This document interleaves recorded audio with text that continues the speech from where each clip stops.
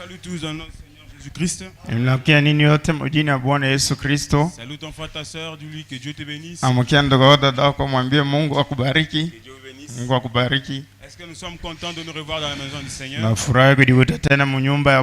Applaudissons très fort. Amen. Amen. Que le nom du Seigneur soit béni.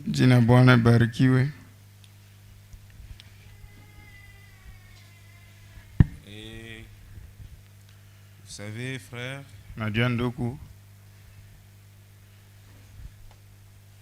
il n'y a qu'une seule chose qui peut nous amener au ciel, c'est la parole de Dieu.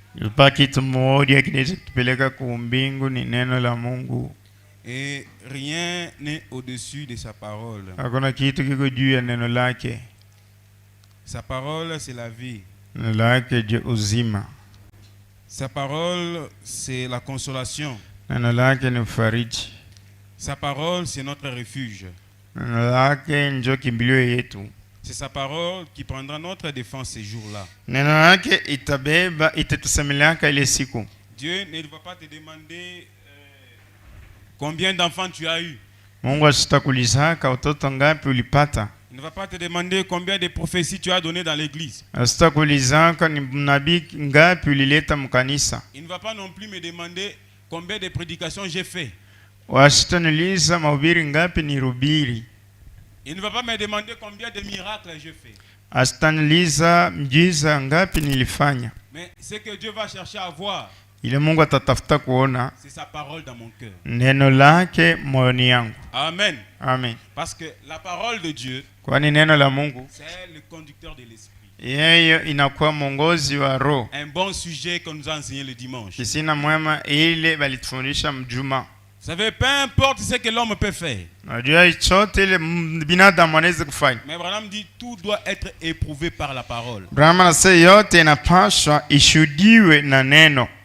Amen. Amen. Vous savez, frère, la chose la plus glorieuse qui nous différencie, qui différencie l'épouse de Christ et les dénominations, ce ne sont pas les miracles.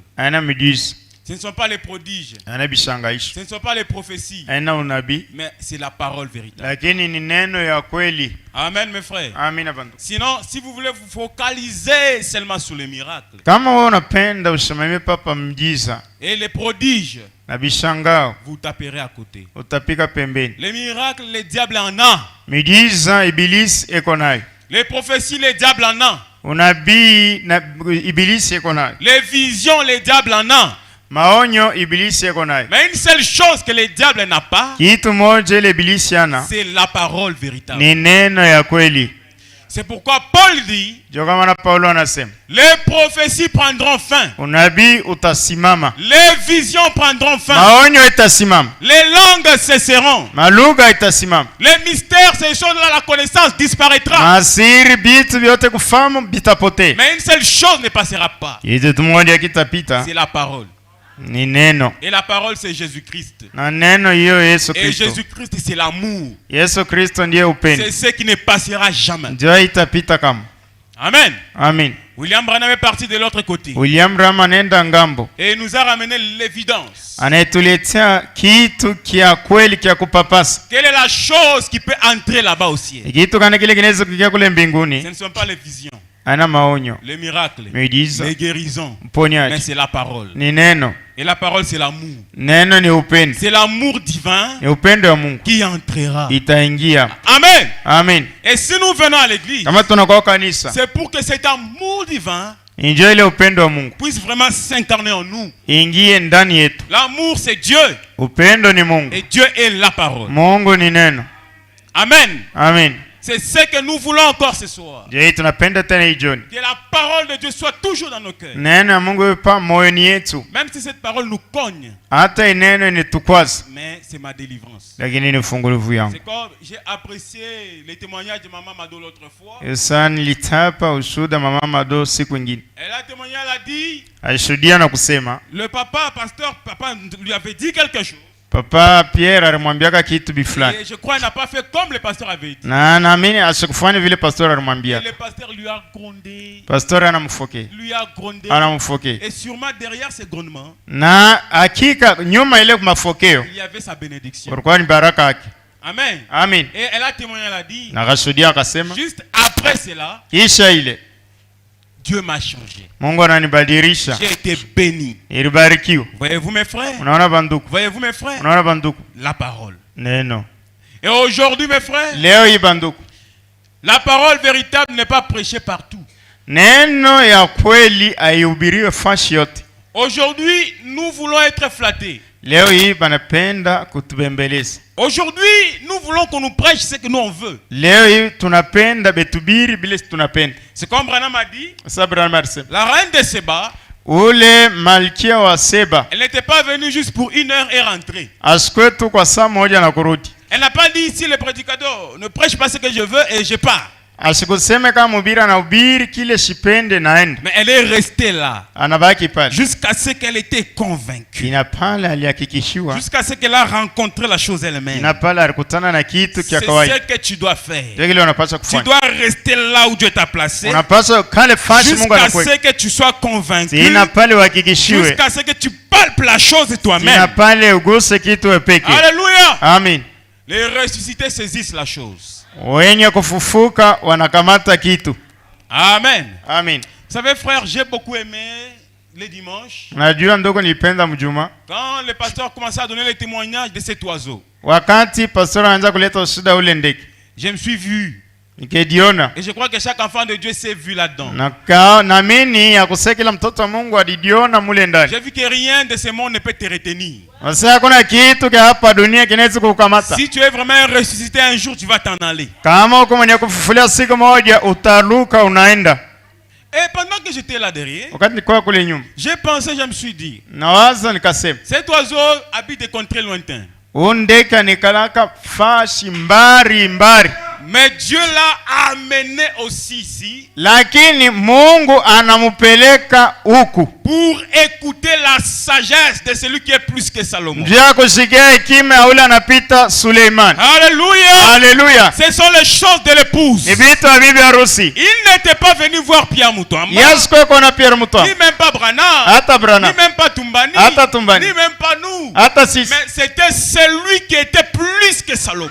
Ule alimuita pale ni ule anapita Suleiman. Alléluia. Amen. Et il a eu ce qu'il cherchait. Na alipata kile alitafuta. Il a eu la réponse à toutes ces questions, frère. Anapata jibu kwa maswali yake yote ndugu. L'oiseau a eu la réponse à toutes ses requêtes. Ndege anapata jibu kwa mahitaji yake yote. Alors que toi tu es ici dans l'église. Asa wewe uko hapa mkanisa. Mardi tu viens. Mkazi mbili unakuja. Jeudi tu viens. Mkazi unakuja. Vendredi tu viens. Mkazi tano unakuja. Mais pourquoi tu ne reçois pas la chose? Lakini kwa nini unapokea kitu? C'est parce que tu as de mauvaises lunettes. Ni kwani uko na makalashi mbaya. Change ta vision. Badilisha kuona kwako. Change la vision de la chose. Badilisha kuona kwako kama. Et tu auras la réponse à toutes tes problèmes. Na utapata jibu kwa mambo yako yote. Savez-vous ce qui a fait que la reine de Seba mnajua kile kifika sema malkia wa Seba puisse avoir la réponse à toutes ces questions? Apate jibu kwa maswali yake yote. Parce qu'elle avait une bonne vision envers Salomon. Kwani alikuwa na onyo nzuri mbele ya Suleiman. Et la reine de Seba ajoute, na ule malkia wa Seba kaongeza, heureux sont vous qui êtes à côté de Salomon. Eri ninyi benye kwa pembeni ya Suleiman. Parce que vous vivez de grandes choses, des choses merveilleuses. Kwani mnaishi vitu vikubwa, vitu vyema. Heureux sont vous qui écoutez ces choses, dit Jésus. Eri kwa aba mnasikia vitu hivi Yesu anasema. Car plusieurs ont désiré vivre dans ces jours. Kwani wengi walitamani kuishi muisiku. Mais ils n'ont pas pu. Lakini habakuishi. Mais vous vivez dans ces jours. Lakini mwe mnaishi muisiku. Vous avez les dons de Dieu au milieu de vous. Kuna zawadi ya Mungu mkati yenu. Vous le voyez se manifester. Mnaona inatendea. Il guérit les malades. Inapona wagonjwa. Il console les affligés. Inafariji wanyonge. Il délivre les captifs. Inafungua wafungwa. Toi, qu'est-ce que tu cherches encore? Sasa wewe unatafuta nini tena? Change la vision de la chose. Badilisha kuona kwako. Et tu auras plus que la reine de Seba. Na utapata kupita ule malkia wa Seba. Cela m'a réjoui, frère, de savoir que ce qui s'était passé du temps de Branham. Maman opossum dans la forêt. Mama opossum muru. Pendant que les autres appelaient Branham un fanatique. Wakati wengine wanaanza kuita Branham huyu mtu mpumbavu kufuata mtu nyuma. Oh, un télépathe. Oh, yeye anaangaliaka mbele anakona tu pauso anakuambia vile vile kwa mumoyo. Dieu pour confondre leur sagesse. Mungu ndio kufuruka hekima yao. A tenu une conférence dans la forêt. Anafanya meeting mumuru. Il a appelé je ne sais pas les animaux. Anaita banyama. Il a dit il y a maman opossum qui est malade. Ase mama opossum anagonjwa. Maman opossum va seulement chez Branham. Mama opossum uende pa kwa Branham. Et la voici sortir de la forêt. Na muone anatoka mumuru. Pendant que les hommes bafouaient les dons de Dieu. Wakati binadamu binaanza kuzarau zawadi ya Mungu. Dieu ne manque jamais de témoins partout. Kanama anasema Mungu ashipusake bashuda fasi yote. Même dans la forêt il a des témoins. Hata mumuru eko na washuda. Si vous refusez vous les hommes de témoigner le don. Kama mwe binadamu mnakataa kushuhudia zawadi. Maman opossum témoignera de ses dons. Mama opossum siku ya hukumu atashuhudiaka hii zawadi. C'est Martin Pêcheur là témoignera de ses dons. Ule ndege wa mloo mrefu ye atashuhudia juu ya uponyaji yake. Le canard témoigneront de ses dons. Mtoto mbata tutashuhudia. Les poules témoigneront de ses dons. Wakuku watashuhudia zawadi. Les perroquets témoigneront de ses dons. Kasuku atashuhudia ile zawadi. Pourquoi? Kwani? Parce que les hommes ont refusé de témoigner de ses dons. Kwani binadamu inakatala kushuhudia hii zawadi. Jésus a dit, yes, si vous ne voulez pas m'adorer, de ces pierres-ci, Dieu peut susciter des enfants à Abraham. Mungu anaweza kulamusha watoto wa Ibrahim. De ces pierres, mawe. Si vous ne voulez pas m'adorer, amen. Amen. D'ailleurs, les arbres adorent Dieu plus que nous. Les matins, les oiseaux, les soirs, les oiseaux adorent Dieu plus que nous. Dieu se manifeste dans tout. Mungu anaonekana mubyote. Et il a des témoins même dans la nature. Yeko na bashuda bake hata mutunyengelele tulo na mwangia mai kwako. Romains 8 dit ceci. Waroma 8 asema hivi. La création tout entière soupire.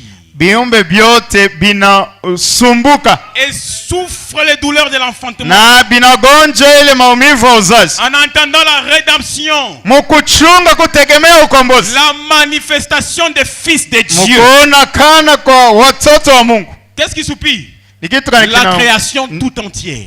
Biumbe byote michi, babilulu, les oiseaux, les insectes. Babilulu tout ça soupire. Yote ile inalia inasumbuka. Savez-vous pourquoi? Unajua kwa nini? Parce qu'ils sont des témoins. Kwa nini washuhuda? Ils savent ce qu'est vraiment un fils de Dieu. Wanajua kile kiko mtoto wa Mungu. La création, c'est vraiment c'est quoi le pouvoir qu'Anis Senga avait perdu. Inajua ni nini mamlaka ile Anis Senga alipotesha. La création c'est le pouvoir que Tumba Clément vous tous aviez perdu. Na biumbe binajua ile mamlaka ile Tumba Clément bile mulipotesa. Quand ça?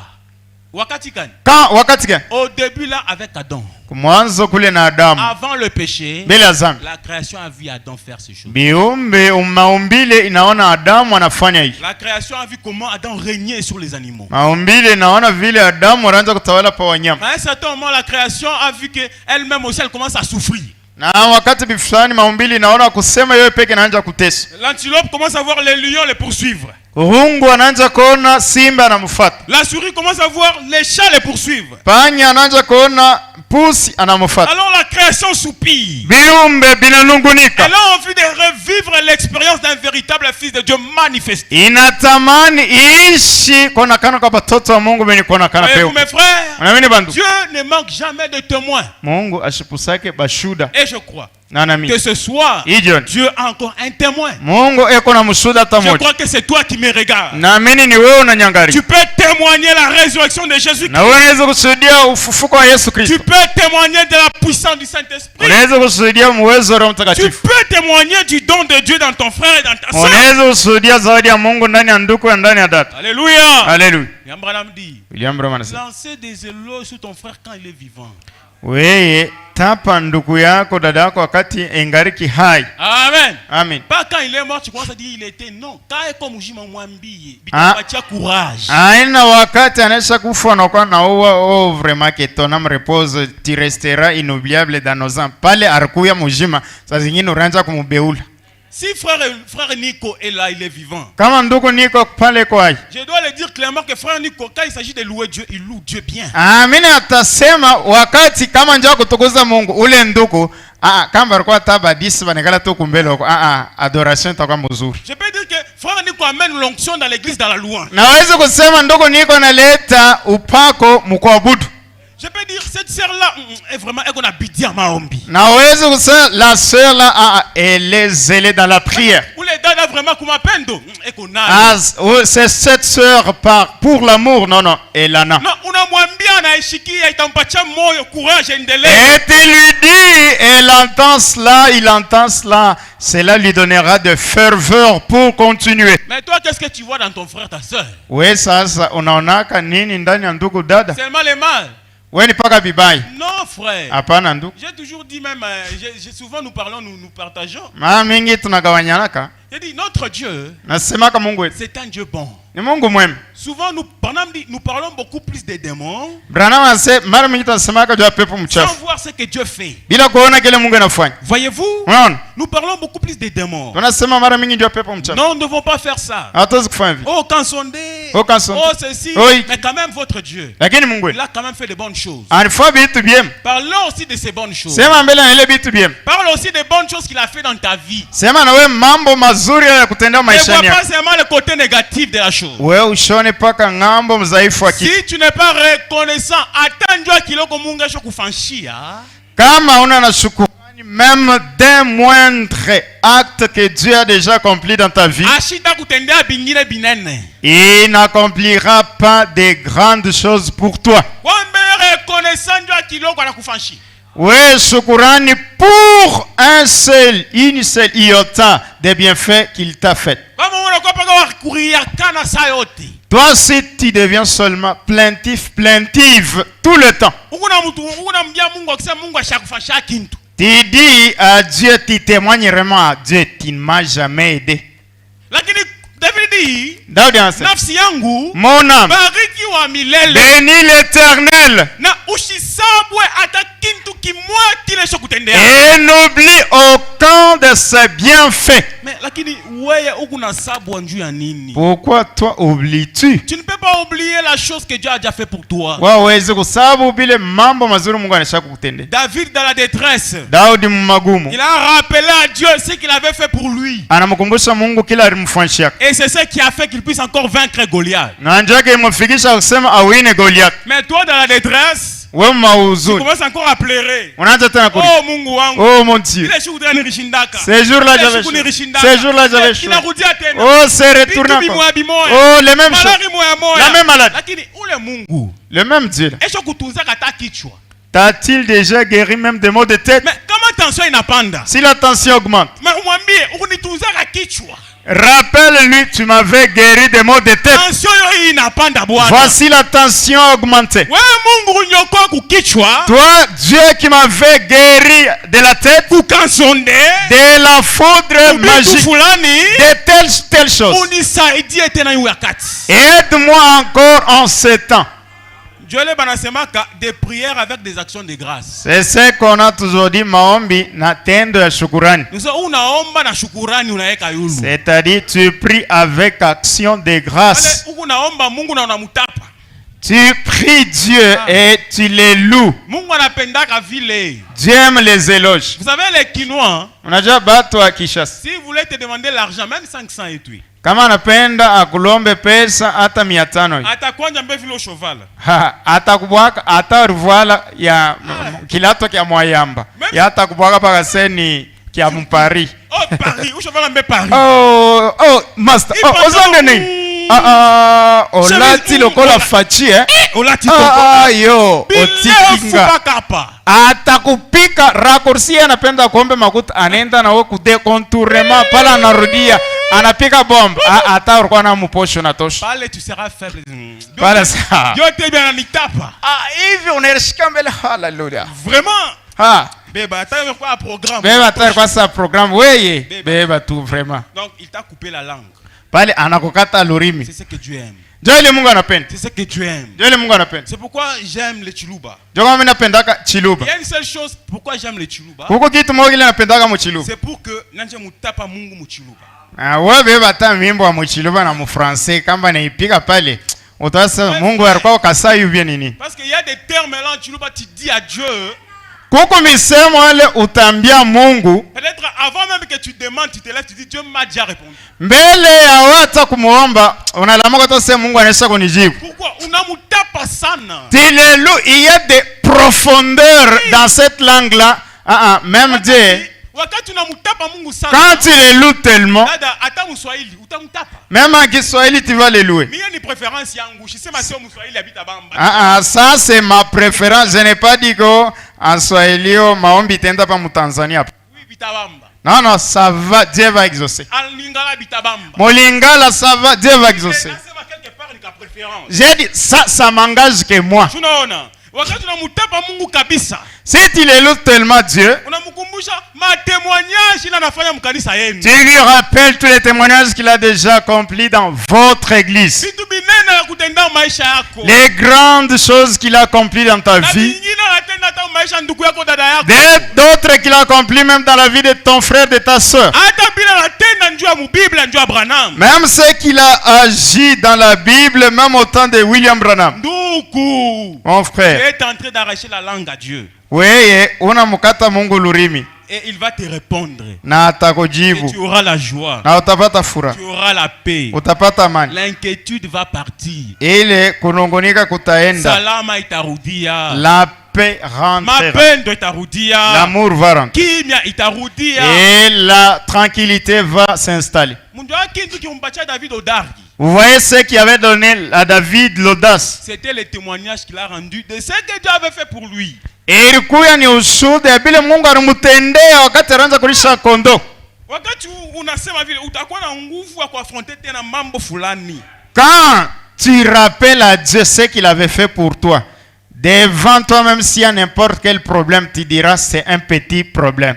Amen. Amen. La Bible dit quelque part dans Isaïe, je crois 42. Biblia inasema mu Isaya 14:4. Il dit réveille ma mémoire. Anasema lamusha ukumbusho. Dieu aime quand tu réveilles sa mémoire. Mungu anapenda wakati unalamusha ukumbusho. Quand tu le rappelles des bienfaits qu'il a déjà fait. Wakati unamkumbusha mema ile anaweza kutendaka. Il aime ça. Anapendaka hiyo. C'est pourquoi. Dieu comment? Gardez ce témoignage. Mchunge ushuhuda. Témoigner de Dieu. Shuhudie njoo Mungu. Témoigner du don de Dieu. Ushuhudie njoo zawadi ya Mungu. Témoigner de ton frère en bien. Ushuhudie njoo ndugu wako dada. Témoigne de ta sœur en bien. Shuhudia ndugu wako mubizuri. Si un jour on te rendra l'appareil. Wena wewe batakutendeka hivi. Vous savez, ça fait du bien. Quand tu passes quelque part et tu entends les gens en train de parler de toi, mais en bien, ça fait du bien. Tu n'es pas là, hein? Mais il parle d'argent vraiment.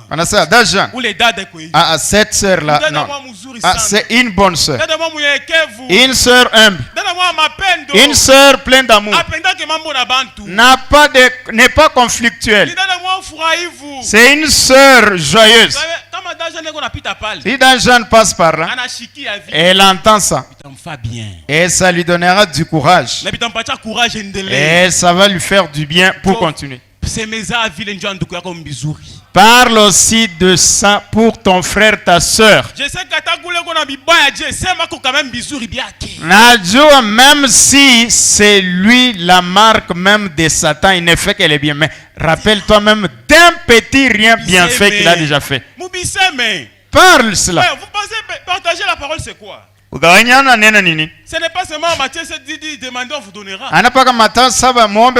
Mais témoignez de la vie de votre frère en bien. Ne parlez pas seulement de David, de Salomon, de Jonas. Mais parle aussi de la persévérance de maman Clarisse Banza. La persévérance de Sengani. Attends que machine a pour. Vous partagez. Mais partagez. Sachez qu'il y a fait quelque chose. Il y a fait ta fanchique. Il y a le matokeo qui sera fait. Ces bonnes paroles-là retournera chez elle. Et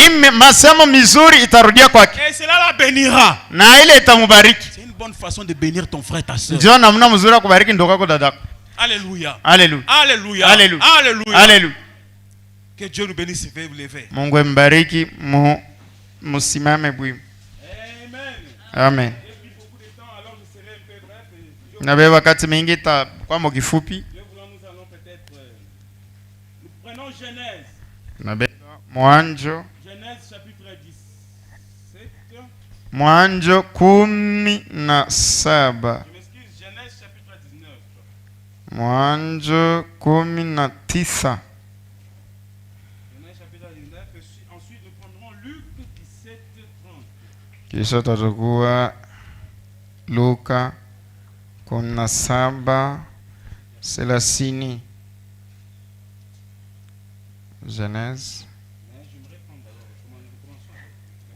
Luka.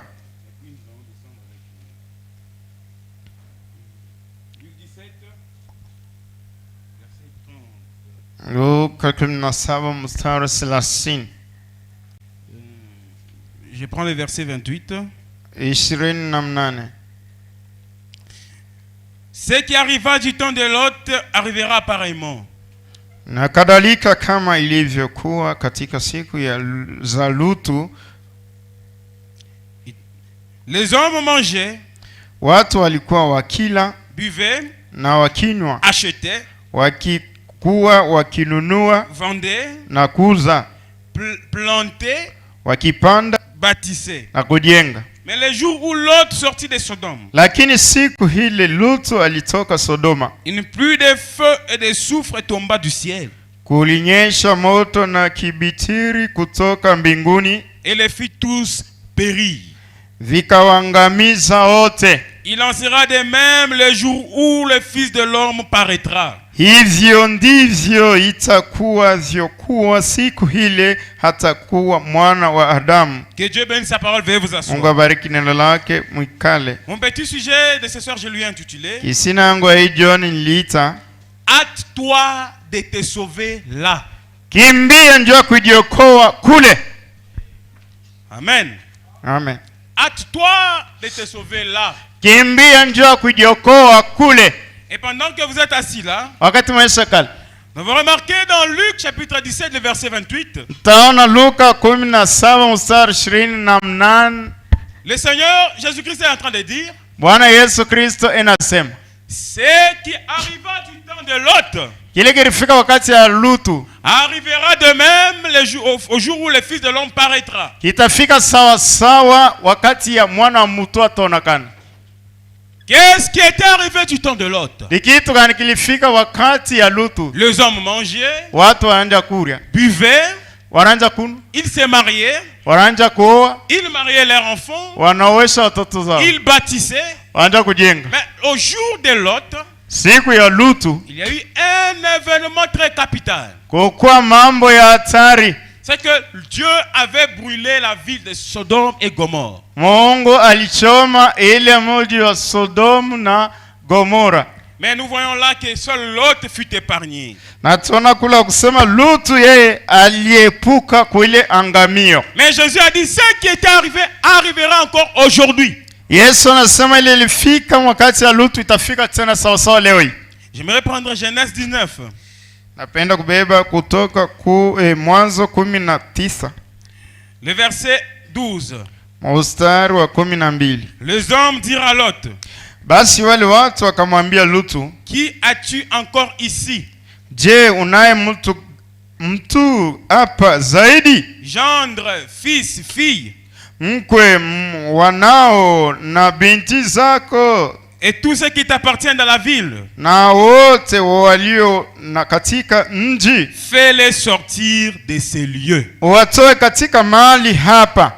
Savez-vous pourquoi? Najua kwa nini? Parce que son oncle Abraham, kwani mpwa wake Ibrahim, avait intercédé en sa faveur. Alimwombeaka Lutu. Voyez, lorsque Elohim a visité Abraham, wakati Elohim akamtembelea Ibrahim, Abraham a dit, Ibrahim akasema, tu es venu chez moi, c'est pour manger. Unakuwa kwangu kwani ule. Ne passe pas, je te prie. Usipite na kusi. Assis-toi pour que je puisse te nourrir. Keti na nikulishe. Et quand Abraham, et plutôt Elohim s'est assis, wakati Elohim akaka, Abraham envoie un serviteur pour apprêter nyama mwa ngombe mwa majiba rapidement. Ibrahim akatuma mtumishi wake kwani enda tayarishe un veau gras. Sarah a fait aussi de la crème du lait. Et sur le champ, Abraham les lavait les pieds. Abraham a tremblé de la joie de l'allégresse devant Dieu dans la chair qu'il avait visité. Quelle est ton attitude, ton comportement lorsque tu reçois la visite d'un frère, d'une sœur? Tu vois le mal ou bien tu vois Dieu dans la chair humaine qui vient te visiter? La Bible dit, par l'hospitalité, certains ont logé des anges sans les savoir. Amen. Amen. Hospitalité. C'est une très grande chose. Si tu n'as pas de repas, de nourriture à me donner, donne-moi seulement la considération. Donne-moi ma valeur. Moi aussi, je me sentirai très à l'aise chez toi. Et je prierai Dieu dans mon cœur à cause de toi. Si j'arrive chez toi, je ne vois pas ma valeur que tu m'accordes. Je ne vois pas la joie que tu manifestes. Branham dit, même si tu me donnes 10 000 vaches, même si tu me donnes des billions de dollars, je ne suis pas le bienvenu. La personne est bienvenue. C'est quand tu lui donnes du respect. Même si c'est un petit enfant, même s'il est de l'école, Maman Sylvie, viens chez toi.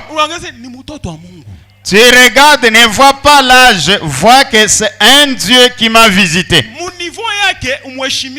À son niveau, daigne lui donner du respect.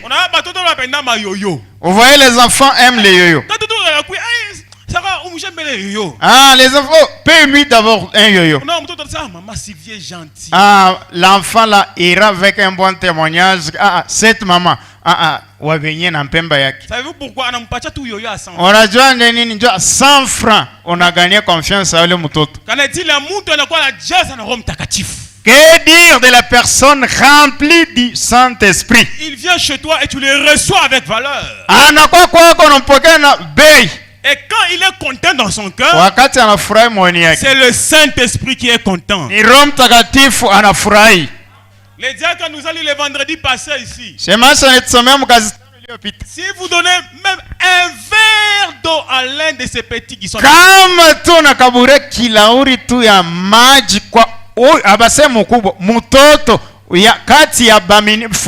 c'est à moi que vous avez donné. Voyez-vous mes frères, dans ces choses-là, il y a des bénédictions. La Bible dit exercer l'hospitalité. C'est grâce à l'hospitalité d'Abraham que Dieu a béni Abraham. Et remarquez, Elohim voulait partir. Abraham n'est pas resté assis. Ibrahim Mungu nikupatia vyakuria. Wende Mungu akubariki. Que Dieu te bénisse. Non. Abraham anamusindikiza. Et Elohim a fait semblant comme ça, ashipende vile baranja kumukaribisha. Oh, ne partez pas s'il vous plaît, veuillez entrer ici. Et l'a supplié. Tu vois, frère, des fois Dieu aime les caprices. Des fois Dieu aime que tu puisses voir qu'on a déjà intéressé.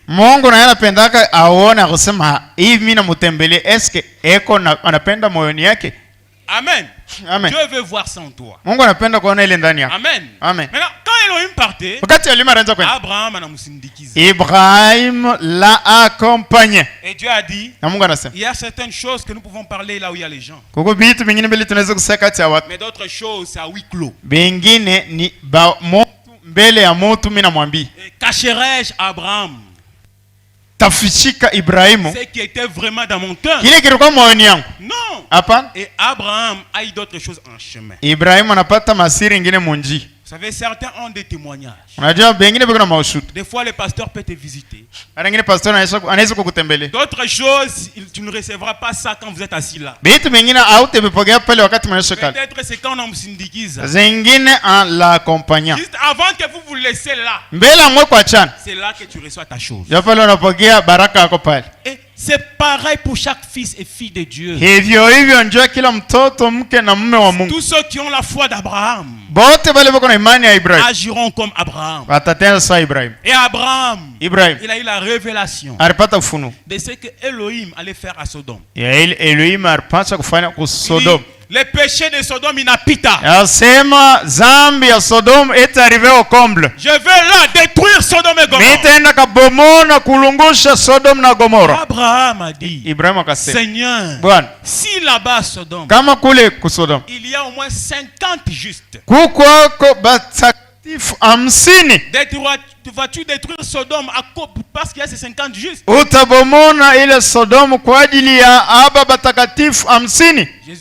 Elohim a dit, je ne détruirai pas à cause d'eux. Abraham dit, laisse-moi encore parler. Il y a 45. Je ne détruirai pas. Maintenant s'il y a 30, je ne détruirai pas. Ainsi de suite. S'il y a 10, je ne détruirai pas à cause d'eux. Là où il y a un enfant de Dieu, peu importe ce que le diable peut faire, rien ne peut les arriver.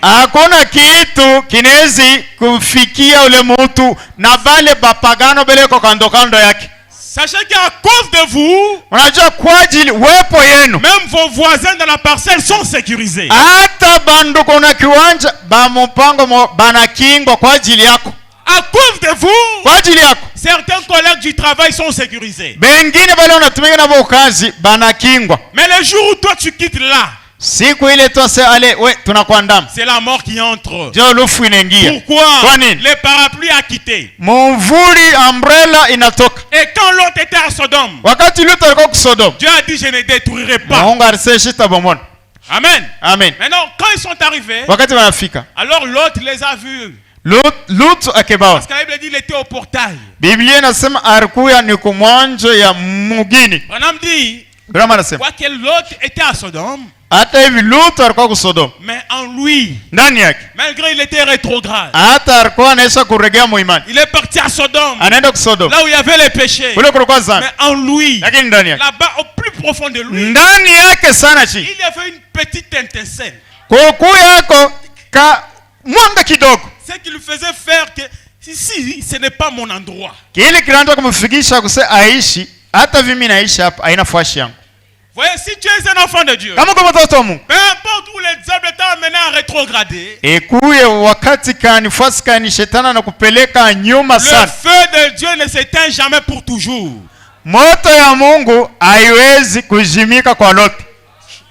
Écoutez frère, avec une seule petite étincelle, vous pouvez brûler toute une maison. Il suffit de mettre juste les carburants partout. Et mettez ces petites étincelles là. C'est fini, la maison prendra feu. C'est pareil avec toi dans n'importe quelle situation rétrograde.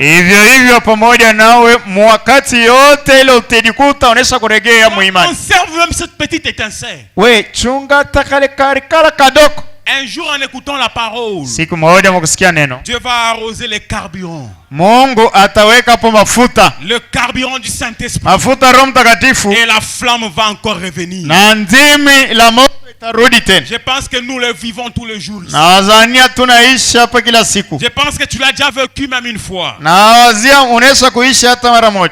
frère, alors ces hommes ont dit, nous sommes venus détruire Sodome et Gomorrhe. Maintenant, si tu as ici dans ta maison, gendre, fils, fille, prends-les et nous allons quitter la ville. Alors les gens de Sodome voulaient tuer les anges qui étaient venus. Mais il leur a frappé d'aveuglement. Et ils n'ont plus vu la porte même de l'autre où elle se trouvait. Alors l'autre a dit à ses enfants, Dieu va détruire cette ville. Ma femme, Dieu va détruire cette ville. La Bible dit, l'autre avait des gendres. Alors il a dit à ses gendres, Dieu va détruire la ville. Nous devons quitter la ville et aller se réfugier. Et les gendres ont pensé que c'était de la blague.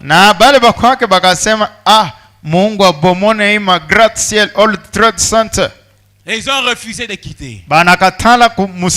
Et j'aime ce que la Bible dit. Je crois quelque part là-bas au verset en descendant, la Bible dit, comme il tardait, les hommes les saisirent par la main. Lui, sa femme et ses deux filles. Amen. Amen. Car l'Éternel voulait les épargner. On les a tirés de force. Si tu es enfant de Dieu, il y aura un moment, un temps où Dieu te tirera même de force. L'autre, plutôt Saul, Saul, Dieu l'a tiré de force. Il allait avec son épée, avec toute conscience pour aller exterminer, emprisonner les chrétiens. Et comme il était enfant de Dieu, avec son épée sanglante à la main, Dieu l'a appelé. Amen. Amen. Ce n'était pas la volonté de Saul. Saul ne s'était pas repenti. Mais Dieu l'a forcé à être sauvé. Il y aura un temps. Même dans les bars ici, il y a des gens que Dieu forcera. Dieu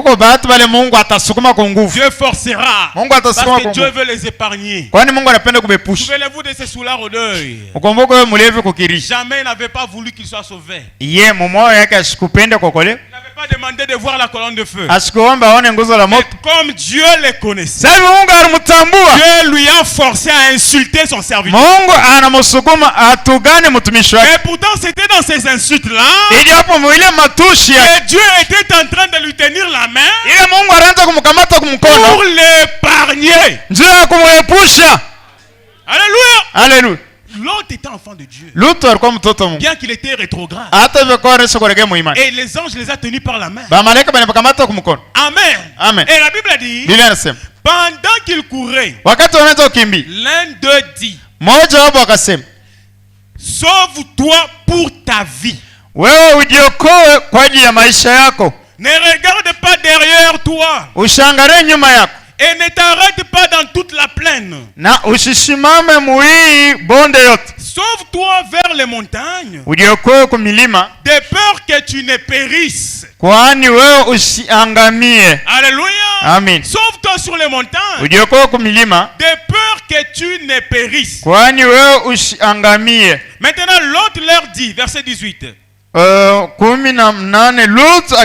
Oh non Seigneur.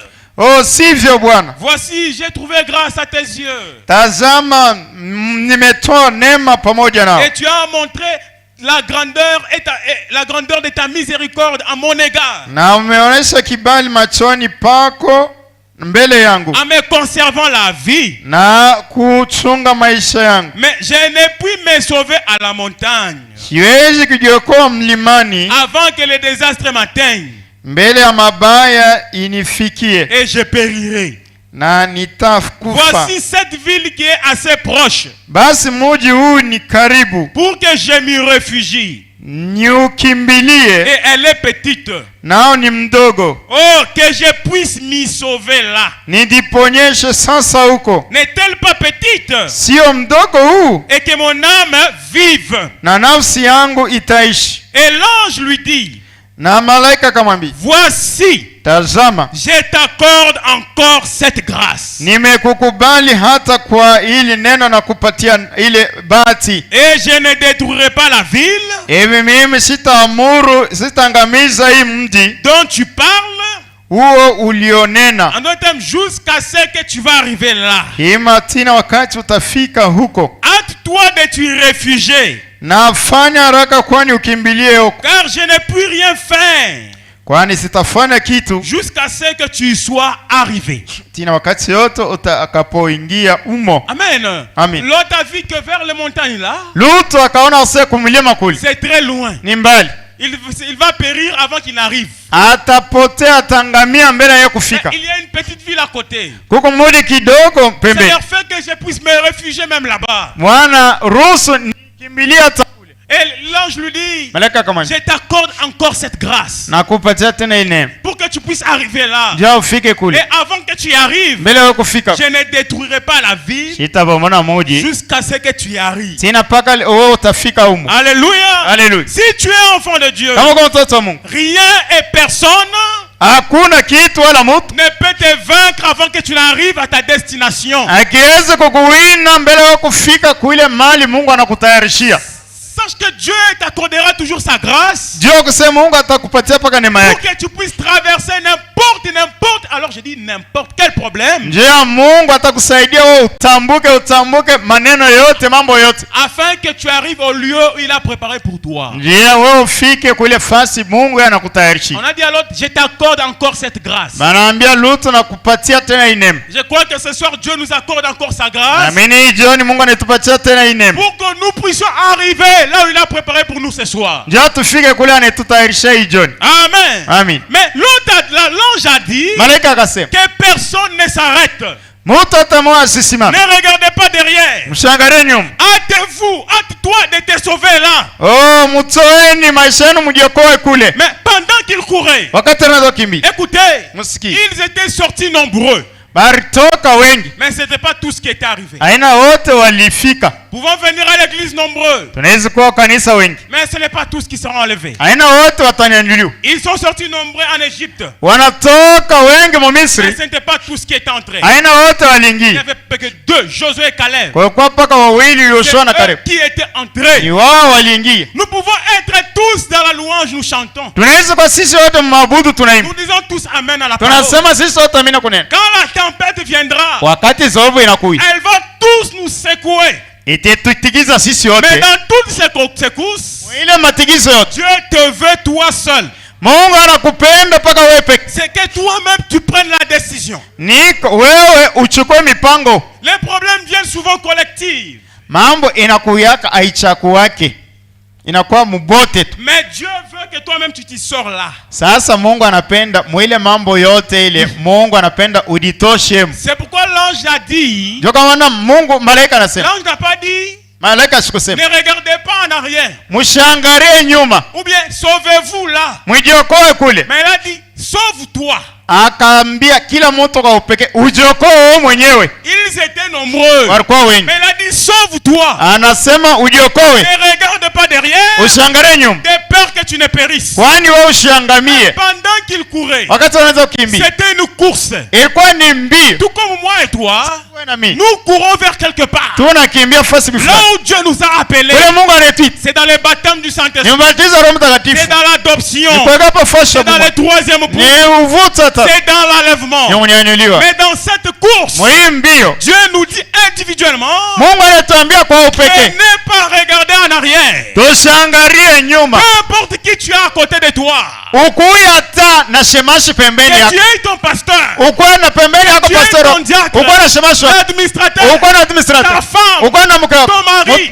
Vous courez. Mais chacun a sa croix. Chacun a ses problèmes. Chacun ses problèmes. Chacun ses faiblesses. Chacun ses péchés. Ne regarde pas en arrière. Va vers la destination. Mais qu'est-ce que la femme de Lot a fait? Pendant qu'ils étaient dans la course, elle retourna et regarda en arrière. Et elle devint une monte de sel. anakuya kishukulu ya chumvi. Mais ce que j'ai aimé dans ces récits, kile nilipenda mwiadishi, c'est que pendant qu'il courait, wakati wanazokimbia, elle s'est arrêtée à regarder derrière. Anasimama anaangalia nyuma. Peut-être l'autre akwe kumgongo wake. Saa zingine l'autre était derrière lui. Mais l'autre ne l'a même pas considéré. L'autre ashikuangalia sasa, oh mimi napotesha bibi yangu. L'autre a dit tu es ma femme. L'autre anasema uko mke wangu. Mais dans cette affaire, mwe mambo, c'est qui paye ayo. Ni kila mtu pale wake. Toi tu as regardé en arrière. Yeah. Wewe unaangalia kumkongo. Toi tu as regardé en arrière. Moi, mimi najua kile mimi nafukuzia. Je sais ce que je poursuis. Uko bibi yangu. Tu es ma femme. Bakia. Mais reste. Lakini mimi nenda. Moi je me sauve. La femme de l'autre. Bibi wa l'autre. Plutôt les enfants de l'autre. Watoto wa l'autre. N'ont pas dit. Abakusema. Oh maman. Oh mama. Ni mama yangu. Mamere. Tuvake bishukuru atumishe bote. Non non. Mais wanapita. Elles sont passées. Elles sont passées. Elles lui ont dit c'est ton affaire. C'est ton affaire. Dieu a tant aimé le monde qu'il a donné son fils unique afin que quiconque croit en lui ne périsse point et qu'il y ait la vie éternelle. Le salut et le royaume de Dieu, c'est individuel. Où est maintenant ma femme? Bibi yangu yuko wapi? Où est mon enfant? Mtoto wangu yuko wapi? Où est mon garçon? Kijana wangu yuko wapi? Où est mon mari? Bwana wangu yuko wapi? Où est mon diacre? Shemashi wangu yuko wapi? Où est mon pasteur? Pasteur wangu yuko wapi? Où est l'administrateur? Administrateur wangu yuko wapi? Où est le huissier? Huissier yuko wapi? À chacun sa croix. Kila mtu na msalaba wake. Qu'est-ce qui t'arrête, frère? Qu'est-ce qui t'arrête? Quand tu regardes au problème de ton frère, wakati wanaangalia kwa mambo ya ndugu yako, c'est ce qui t'arrête. Tu viens à l'église, au lieu de regarder devant, bali pa kuangalia nyuma. C'est comme ça. Ouais, macho qu'est-ce que l'autre a fait? On a dit quoi là-bas? Na ye diacre. Na bibi wa diacre. Na ule dada mimi naweza kasiko na Roho Mtakatifu. Huku nakuya kishukulu kia nchumvi we moya. Tu deviens spirituellement morte de sel toi-même. Na batahubiri neno la Mungu aingie tena. On va prêcher la parole de Dieu. Vraiment, weye na paribu mai nengiaka. Wewe hata kiloko. Unakuwa sa brique. Tu deviens une brique.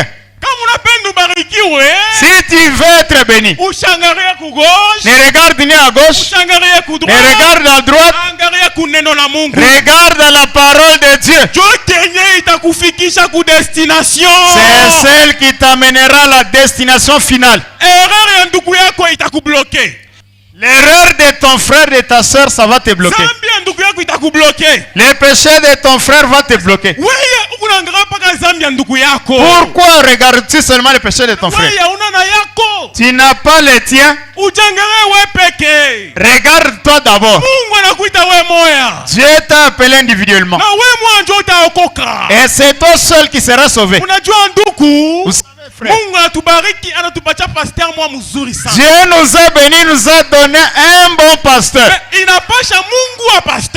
Il faut que le Dieu du pasteur,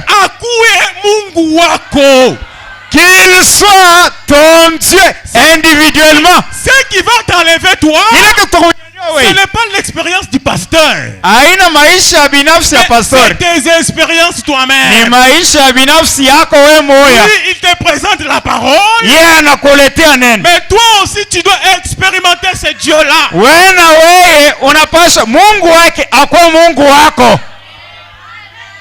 Oh, papa wangu eko na Roho Mtakatifu. Oh, mon pasteur a le Saint-Esprit. Oh, papa wangu troisième poule. Oh, pasteur, vraiment, anasema tu. Bankoko bango wote banafufuka sasa. Amen. Tunasema amen. Nous allons accepter au plus profond de nos cœurs.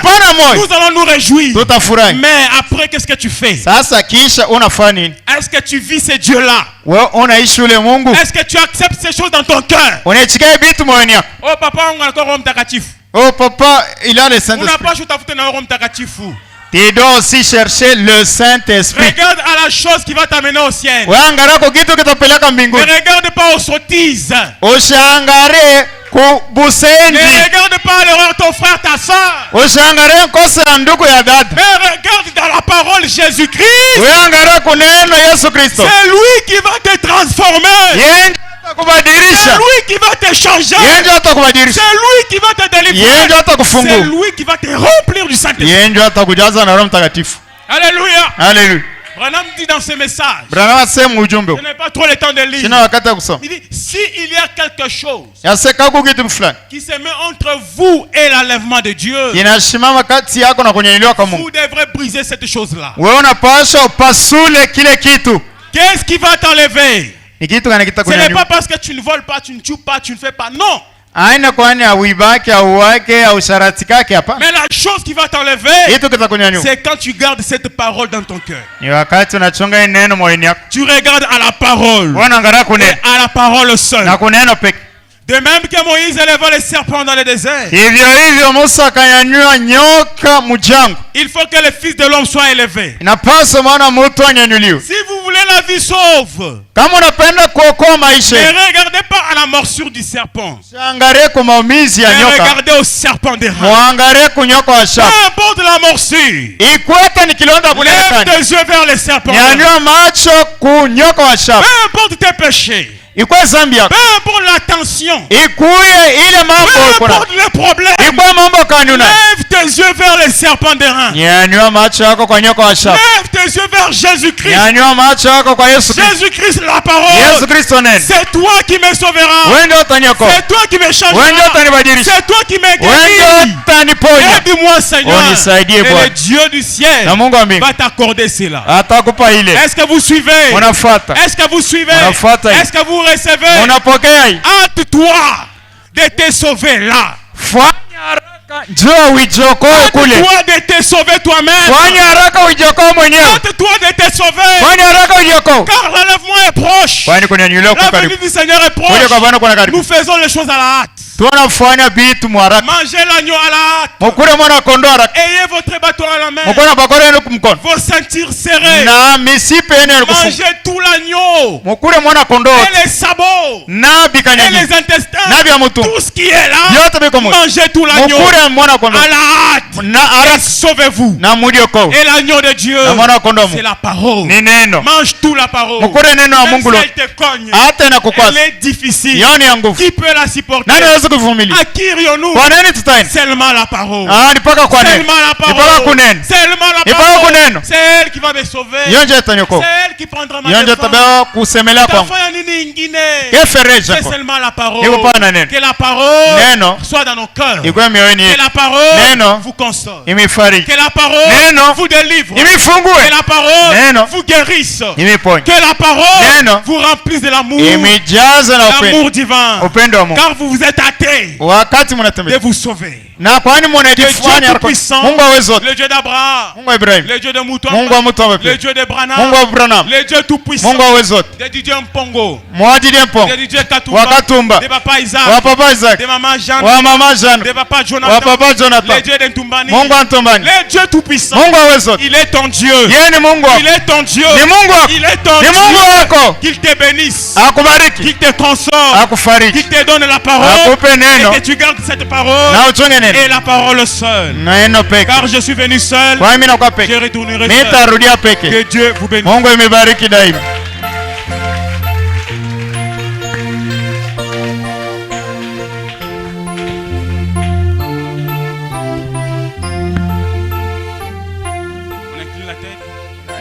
Seigneur Dieu Tout-Puissant, nous te sommes infiniment reconnaissants.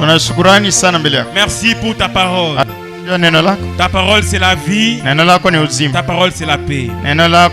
Aide-moi Seigneur à regarder que à toi. Toi tu es la parole. Merci Seigneur Jésus. Peu importe ce que la femme de l'autre a fait, que je ne regarde pas à elle, que je regarde à toi. Car tu m'as appelé seul. Et toi tu es la parole. Et je regarde à toi. Laisse que ce message, que cela soit ancré dans nos cœurs, pour que nous ne l'oublions pas. Car ceci sera soit notre salut, soit notre condamnation. Elle, que ce soit notre salut. Au nom de Jésus. Bénis chaque frère, bénis chaque soeur qui a dit Amen à ta parole. Accorde-lui Seigneur les désirs de son cœur. Dans le nom de Jésus. Amen. Que Dieu bénisse richement. Excusez-moi pour avoir retenu très longtemps.